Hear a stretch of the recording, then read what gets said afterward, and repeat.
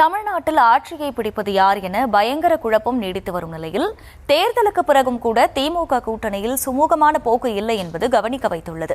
திமுக உரிய அங்கீகாரம் தர மறுத்துவிட்டதாக கம்யூனிஸ்டிலிருந்து ஆதங்க குரல் எட்டி பார்க்க கூட்டணி ஆட்சி என காங்கிரஸ் மீண்டும் கொளுத்தி போட ஆட்சியில் பங்கு கேட்பது குறித்து மே 4ஆம் தேதிக்கு பிறகு முடிவு சொல்வேன் என பிரேமலதாவும் பொடி வைத்து பேசியிருப்பது தேர்தலுக்கு பிறகு என்ன நடக்குமோ என்ற எதிர்பார்ப்பை கூட்டியுள்ளது.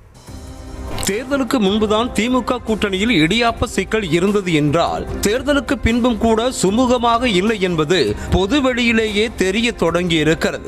மீண்டும் ஆட்சியை பிடிக்கும் கனவுடன் சுமார் 23 கட்சிகளோடு கூட்டணி அமைத்து சட்டமன்ற தேர்தலை சந்தித்தது திமுக. ஆனாலும் விஜயின் தாக்கம் காரணமாக யார் ஆட்சியை பிடிப்பது என கடைசி வரை கணிக்க முடியாத சூழலாக இருந்து வருகிறது.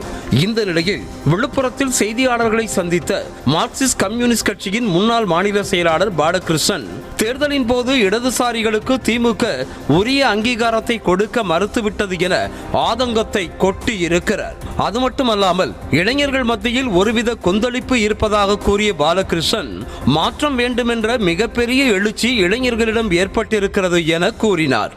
இந்த தேர்தலில் கூட மார்க்சிஸ்ட் கம்யூனிஸ்ட் கட்சிக்கும் இந்திய கம்யூனிஸ்ட் கட்சிக்கும் குறைந்தபட்சம் 6 இடங்களையாவது ஒதுக்கித்தர வேண்டும் என்று நாங்கள் எவ்வளவோ வற்புறுத்திய போதும் கூட திராவிட முன்னேற்ற கழக தலைமை அதுக்கு இல்லை. இடதுசாரிகளுக்கு உரிய அங்கீகாரத்தை தருவதற்கு திராவிட முன்னேற்ற கழகம் மறுத்துவிட்டது என்பதுதான் யதார்த்தமான உண்மை. ஆனாலும் கூட பாஜகவுக்கு தமிழ்நாட்டில் இடமளித்து விடக்கூடாது என்கிற அடிப்படையில் இந்த மதசார்பற்ற முற்போக்கு கூட்டணியோடு இணைந்து நாங்கள் தேர்தலில் போட்டியிட்டோம். கடைசி வரை எந்த விதமான பிசுறும் இல்லாமல் எந்த விதமான குறைபாடும் இல்லாமல் பாஜகவை எதிர்த்த இந்த போராட்டத்தில் நாங்கள் ஈடுபட்டிருக்கிறோம். எனவே வெற்றி பெறுகிற இந்த ஆட்சி எப்படிப்பட்ட ஆட்சி அமையப் போகிறது என்பது கேள்விக்குறியாகத்தான் இருக்கிறது. காரணம் என்னவென்று சொன்னால் இன்றைக்கும் தமிழ்நாட்டில் இளைஞர்கள் மத்தியில் ஒரு கொந்தளிப்பான சூழ்நிலை என்பது ஏற்பட்டிருக்கிறது. திமுக கூட்டணியில் கடந்த முறை ஒதுக்கியதை விட கம்யூனிஸ்ட் கட்சிகளுக்கு குறைவான இடங்களே ஒதுக்கப்பட்டன. கூடுதல் தொகுதிகள் வேண்டும் என விடாப்பிடியாக இருந்த கம்யூனிஸ்ட் கடைசியில் திமுக ஒதுக்கிய தொகுதிகளை ஏற்றுக்கொள்ள வேண்டிய சூழலுக்கு தள்ளப்பட்டது.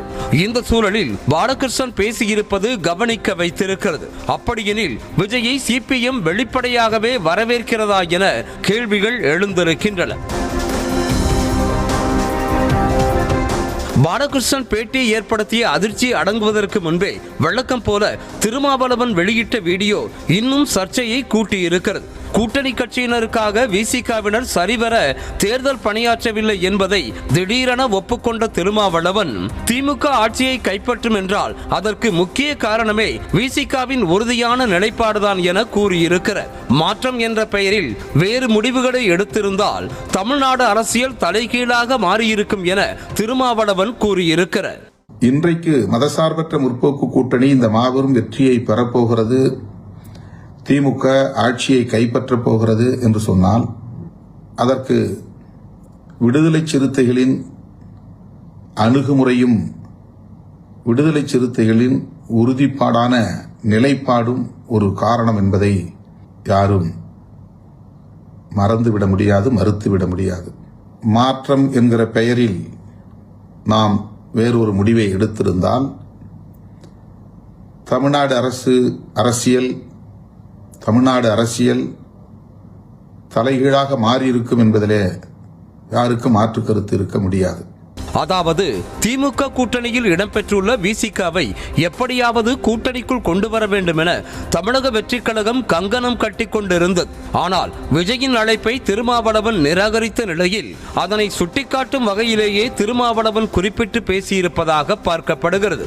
தற்போதைய சூழலில் திமுகவுக்கு தனி மெஜாரிட்டி கிடைக்குமா கிடைக்காதா என்பதே குழப்பமாக இருந்து வரும் நிலையில் கூட்டணியில் விசிகாவின் பங்கை ஆணித்தரமாக உணர்த்தும் வகையில் திருமாவளவன் பேசியிருப்பதாக பார்க்கப்படுகிறது. இது ஒரு பக்கம் இருக்க திமுக கூட்டணிக்கு தனிப்பெரும்பான்மை கிடைக்கவில்லை என்றால் அடுத்து என்ன நடவடிக்கை என செய்தியாளர்கள் எழுப்பிய கேள்விக்கு மே 4ஆம் தேதி முடிவுகள் வந்த பிறகு சொல்கிறேன் என பொடி வைத்து பேசியிருக்கிறார் தேமுதிக பொதுச் செயலாளர் பிரேமலதா விஜயகாந்த். 4ஆம் தேதி மார்னிங் 8 மணிக்கு ஆரம்பிச்சா 5 மணிக்கு தெரிய போகுது ரிசல்ட். அதுக்குள்ள நம்ம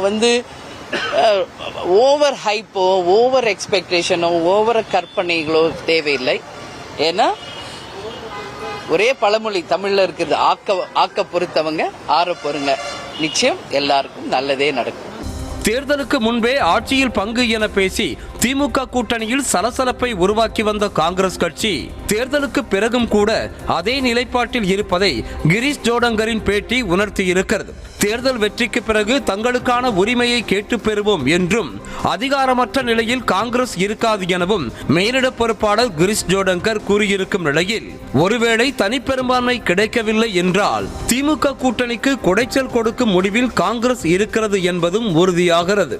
Let's say during the negotiation going on, we put this our demand. So we'll see, we'll wait for the election results.